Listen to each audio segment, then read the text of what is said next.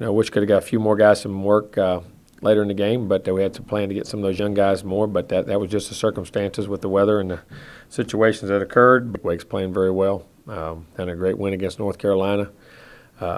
Played typical Wake football, do the things they got to do, and got a very good football team. And we'll definitely have to have our hands full. We need to play a great game this week to be able to compete and do the things we need to do for our team. So, but looking forward to it, looking for a great challenge, and that's our first ACC opener, and it's an interdivisional game, so it's a double whammy. So we need to be dotting I's, crossing T's, and making sure we're ready to play. You got to have adversity.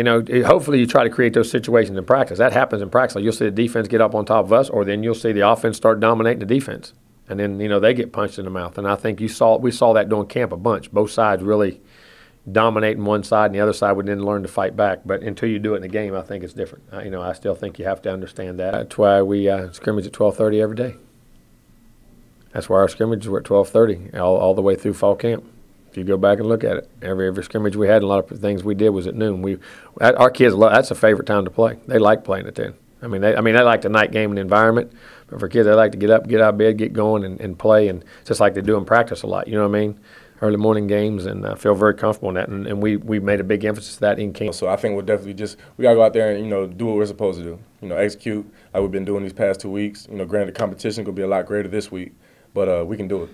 I probably ran like 3% of our playbook, in those games. So, it might pose a tough week for Wake Forest to prepare for all the things that we can do as an offense. But, it just gave the guys the confidence that they need going into this third game, going into a big ACC game for us. So I would just say it's definitely a confidence booster. Yeah, we were upset. First off, it was our third loss in a row. We had all these high expectations of what we wanted to do as a season or as a team. And then we go up to Wake and we lose. That's obviously not what we had planned. We were trying to use that game as a game to get back on track. And, I wish I could have played the whole game. Wasn't able to. And I didn't know how my shoulder was going to react and all that kind of stuff. But, just like any loss, man, you're not going to say, oh, this loss is worse than the other. Obviously, the fashion of how you lose may wear on you a little bit. But, those guys made more plays. We made a few mistakes, and they were able to score more points and win the game. So, honestly, I could just say it sucked. It was a bad feeling.